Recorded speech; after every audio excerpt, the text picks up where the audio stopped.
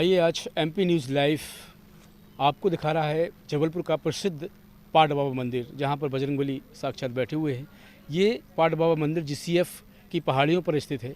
कहा जाता है कि ये मंदिर काफ़ी पुराना मंदिर है। 1903 में इस मंदिर का निर्माण कराया गया था। तब से लेकर आज तक यहाँ भक्तों का लगातार तांता लगा रहता है। खासकर मंगलवार और शनिवार को यहाँ भक्तों की भीड़ जमा होती है और भगवान हनुमान के दर्शन करते हैं और पुण्य का लाभ कमाते हैं। आइए चलते हैं, आज पाट बाबा के दर्शन आपको हम करवाते हैं। जबलपुर में स्थित पाट बाबा मंदिर खूबसूरत पहाड़ी के ऊपर स्थापित है, जहां हर भक्तों की मनोकामनाएं पूर्ण होती हैं। इस मंदिर की स्थापना किसी आश्चर्य से कम नहीं है। बताया जाता है कि 19वीं शताब्दी के अंत में देश में दूसरी औद्योगिक क्रांति ने बड़े पैमाने पर उत्पादन की अवधारणा को शुरू किया था। उस समय सभी प्रमुख शक्तियां अधिक संख्या में उत्पाद बनाने के लिए कारखानों में निवेश कर रही थी। उस समय लॉर्ड कर्जन ब्रिटिश भारत का गवर्नर जनरल था। ब्रिटिश प्रशासन के अंतर्गत भी 1903 ई में ब्रिटिश सेना अधिकारी लेफ्टिनेंट कर्नल स्टैनली स्मिथ को जबलपुर में गन्स एंड कैरेज फैक्ट्री स्थापित करने का आदेश दिया गया था। कर्नल स्मिथ ने उस परियोजना पर जोश और दृढ़ संकल्प के साथ शुरुआत की। वह फैक्ट्री को पूर्णता के साथ बनाना चाह रहा था, लेकिन उनके सारे प्रयास असफल साबित हो रहे थे। दिन में बनी दीवारें अगली सुबह गिर जाती थीं, साथ ही कच्चा माल कभी भी उचित समय पर नहीं पहुंच पाता था। एक दिन में जो निर्माण किया जा सकता था, वह रात के दौरान नष्ट हो रहा था। कारखानों की दीवारें बार बार जमीन पर गिर रही थी। एक रात चिंतित कर्नल स्मिथ सोने चले गए। फिर अपनी नींद में उन्होंने एक सपना देखा। भगवान हनुमान की एक प्राचीन मूर्ति उस जमीन में दबी हुई है जहां कारखाने का निर्माण किया जा रहा था। भगवान हनुमान स्वयं उनके सपने में आए और उन्होंने अपनी मूर्ति को पृथ्वी से खोदने का निर्देश दिया। अगली सुबह जब उनके आदमी फिर से निर्माण शुरू करने के लिए इकट्ठे हुए, कर्नल स्मिथ ने उनके साथ अपना सपना साझा किया और मजदूरों ने जमीन खोदना शुरू कर दी। अलग अलग जगहों पर कोशिश करने के बाद कारखाने के अंदर एक जगह पर भगवान हनुमान की मूर्ति मिली। यह न केवल सभी कार्यकर्ताओं के लिए बल्कि अधिकारियों की, विशेष रूप से कर्नल स्मिथ के लिए एक खुशी का क्षण था। मूर्ति बरामदी के अंतिम चरणों को देखने के लिए वह अपने डेरे से भागकर उस स्थान पर गया। उसने जो देखा उस पर उसे अपनी आंखों पर यकीन नहीं हुआ। जो सपना देखा था वह हकीकत में बदल रहा था। तब कर्नल स्मिथ ने आदमियों को लाल रंग के कपड़े में लपेटी हुई मूर्ति को सावधानी से बाहर निकालने का आदेश दिया। हिंदी में ऐसे कपड़े के टुकड़े को पट भी कहते हैं। पट में बंधी हनुमान जी की मूर्ति को जमीन से बाहर निकाला गया। तब नियमित प्रार्थना करने के बाद भगवान के लिए एक मंदिर बनाने का निर्णय लिया गया।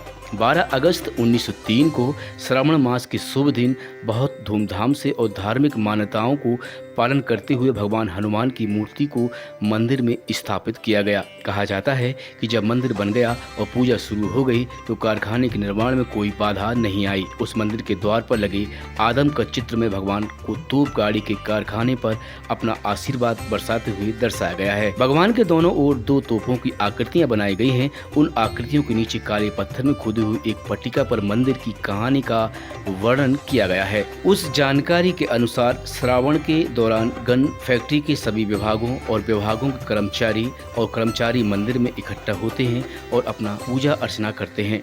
ऐसी दृढ़ मान्यता है कि जबलपुर की गन कैरेज फैक्ट्री को पाट बाबा का आशीर्वाद प्राप्त है। मंदिर को एक सिद्ध पीठ के रूप में माना जाता है, जहां आमतौर पर लोगों की सभी मनोकामनाएं पूर्ण होती हैं। बाबा का इतिहास ऐसे शास्त्र मत से जब हम देखेंगे तो भगवान श्री कृष्ण ने गीता का उपदेश भगवान श्री कृष्ण से हनुमान जी ने रथ के ऊपर विराजमान होकर सुना था। उस समय हनुमान जी, हे भारत प्रवर्त रथ युथो घृतोश्री पार्थिक कीर्तन कराल विशाल मूर्ति उच्चई घन घटा विकटाटहास श्री कृष्ण पक्ष भरणम शरणम ममास्तु।